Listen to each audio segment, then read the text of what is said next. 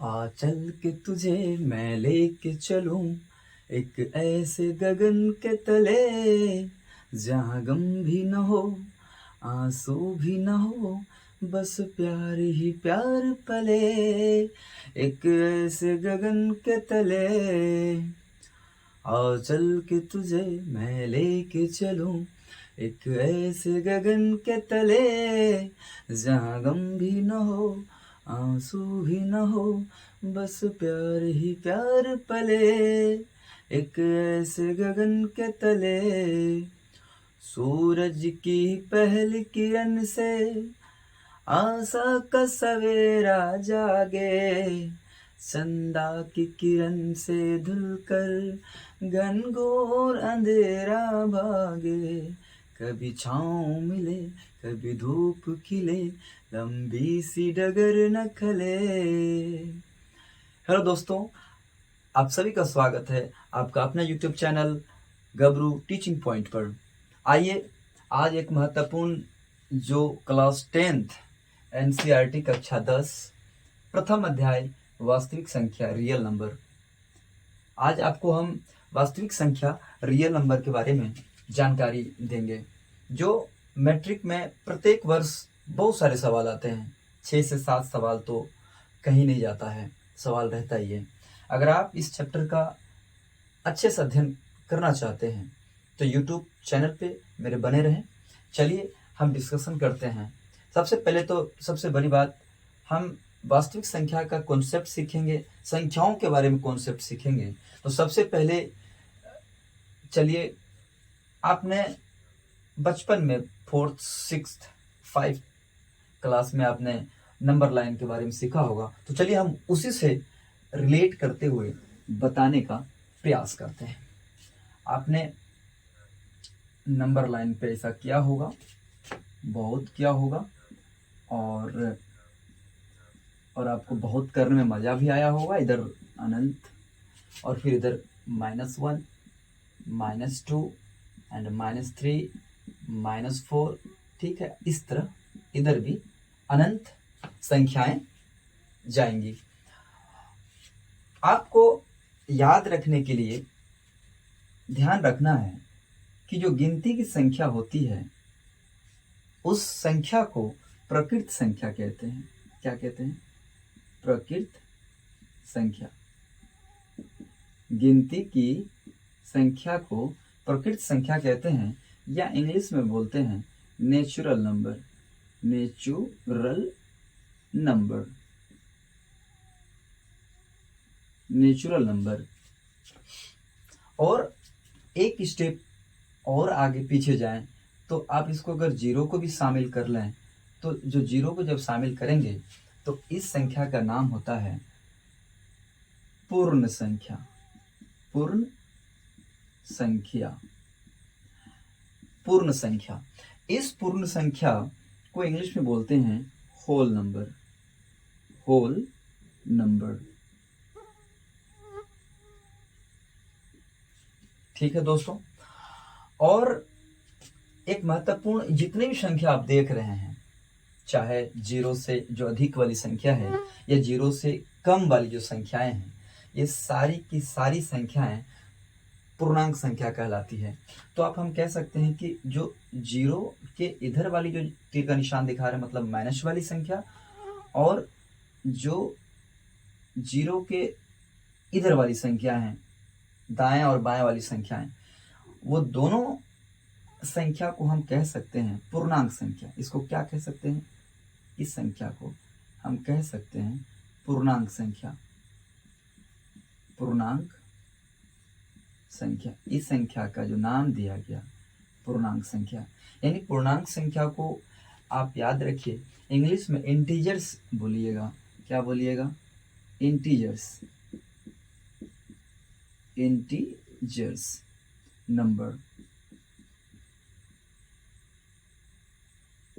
Okay, integers कहेंगे।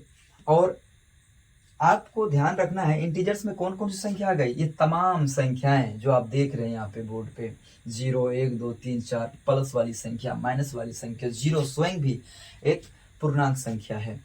तो यहाँ पे आप दो चीज देख रहे हैं, एक तो जो प्लस वाली संख्या है, एक जो माइनस वाली संख्या है। जो प्लस वाली संख्या है उसको आप कहिएगा पूर्णांक संख्या। लेकिन कैसी पूर्णांक संख्या? धन वाला है, नेगेटिव नहीं है, प्लस का साइन है पर लिखा नहीं जाती, संख्या के सामने नहीं लिख सकते आप, तो इसको बोलते हैं धनात्मक पूर्णांक और इसको बोलते हैं ऋणात्मक पूर्णांक। तो आप कह सकते हैं कि सर क्या हम इस पूर्णांक संख्या को दो भागों में बांट सकते हैं? तो मैं कहूँगा बिल्कुल आप बांट सकते हैं। बांट सकते हैं किस रूप में? एक तो इधर वाली जो संख्या है आप इस संख्या को बोलेंगे ऋणात्मक संख्या। क्या बोलेंगे? ऋणात्मक संख्या, संख्याएं। ओके एवरीवन, ऋणात्मक संख्याएं। एवं इधर आप कहेंगे धनात्मक, धनात्मक संख्याएं। इंग्लिश में आप चाहे तो लिख दें negative number, negative integers and positive integers. धनात्मक संख्या, ऋणात्मक संख्या। तो आप ऐसा कर रहे ना, धनात्मक पूर्णांक, ऋणात्मक पूर्णांक। क्या मैं नहीं नाम? ऋणात्मक पूर्णांक, पूर्णांक संख्या और धनात्मक पूर्णांक, पूर्णांक संख्या। क्या मैं इसका ये नाम नहीं दे सकता? बिल्कुल दे सकते हैं। और ऋणात्मक पूर्णांक में क्या हुआ? तो आप याद रखिएगा -1, -2, -3, -4, -5 एंड सो ऑन। उसी प्रकार 1, 2, 3, 4 ये सारी की सारी संख्या क्या हो जाएगी? आपकी धनात्मक पूर्णांक संख्या हो जाएगी। ठीक है, तो आप जल्दी से इसको एक स्क्रीनशॉट ले लीजिए या तो आप इसको वीडियो पॉज करके इसको लिख लीजिए। मैं थोड़ा सा हट जाता हूं, देख लीजिए। चलिए मैं इसको मिटाता हूं।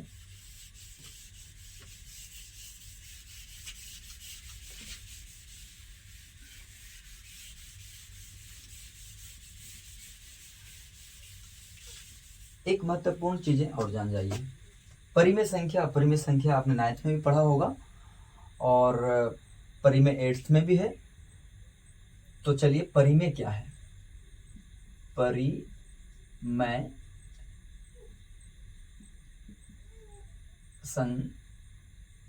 चलिए एक बार एक तरफ से एक्सप्लेन कर देते हैं। वो जो आपको लिखवाए कि आखिरकार आप बोलिएगा कि सर प्रकृत संख्याएं क्या है, या आपको पहले ही इंग्लिश लिखवा दिया गया है तो यहाँ पे लिखने की कोई जरूरत नहीं। तो आप याद रखिएगा कि प्रकृत संख्या क्या है।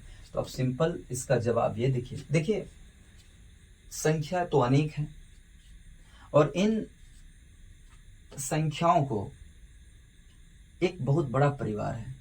उस परिवार में अलग अलग संख्याओं का नामकरण किया गया है कि प्रकृत संख्या का क्या परिवार हो गया, पूर्ण संख्या का परिवार क्या हुआ, पूर्णांक संख्या का परिवार क्या हुआ, या परिमेय, अपरिमेय वास्तविक संख्याओं का जो परिवार है वो क्या परिवार है, उस परिवार का क्या नाम है। एक तरीके से ऐसे ही इस संख्याओं को भी वर्गीकृत करने का प्रयास किया गया है। तो प्रकृत संख्या का परिभाषा आपसे पूछे तो आप बिल्कुल बेझिझक बताइए गिनती वाली संख्या को। तो आप कह सकते हैं कि गिनती की संख्या को, गिनती की संख्या, गिनती की संख्या क्या कहलाता है? प्राकृत संख्या कहलाती है,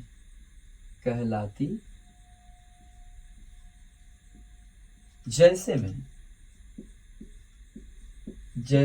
में आप प्रकृत गिनती कहाँ से शुरू होती थी? 1 से। तो ऐसे करके आप लिखते चले जाइए, अनेकों संख्याएं आएंगी। तो आपसे एक सवाल पूछा जा सकता है कि बताइए सबसे छोटी प्रकृत संख्या कौन सा है? सबसे छोटा आप देख रहे हैं 1 है।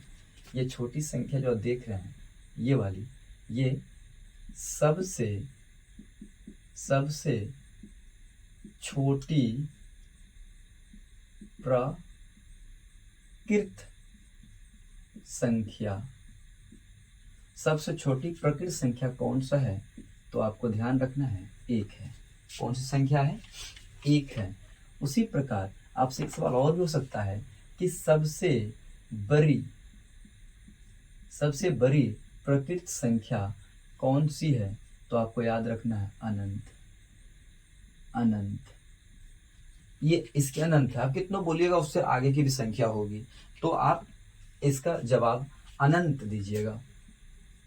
ठीक है, तो प्रकृत संख्या के बारे में मूल बातें इतनी अगर आपको याद हो गई, तो चलिए आपको हम लेके चलते हैं दूसरी संख्या पर। और दूसरी संख्या क्या है? आपने पढ़ा नंबर लाइन पे भी कि पूर्ण संख्या। कौन सी संख्या? पूर्ण संख्या।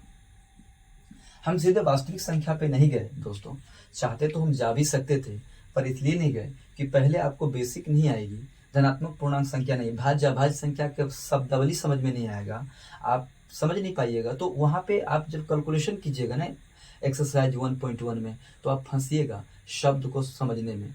तो वहाँ पे जाने से पहले कुछ बेसिक तो आपको आना चाहिए। अगर आता है तो बहुत अच्छी बात है, और नहीं आता है तो सीख लीजिए।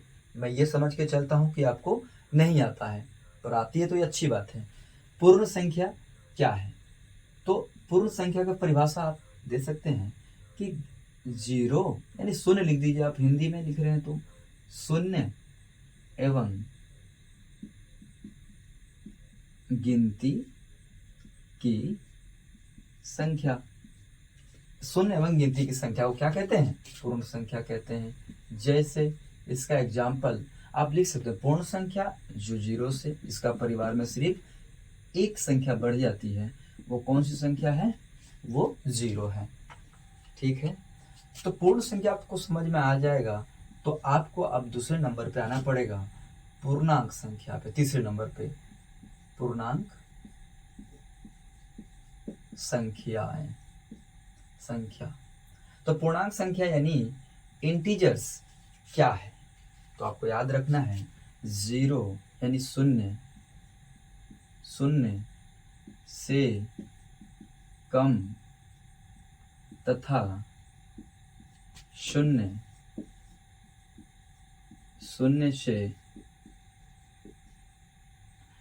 से कम तथा शून्य और शून्य से कम तथा शून्य से अधिक संख्या को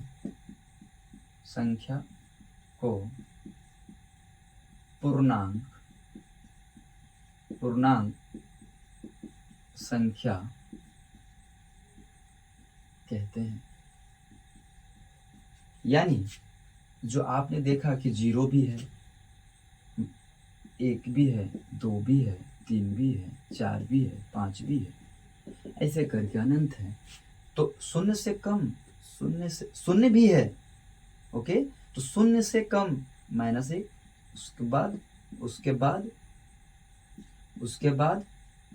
उसके बाद तो इतनी संख्या आप तो लिख नहीं सकते।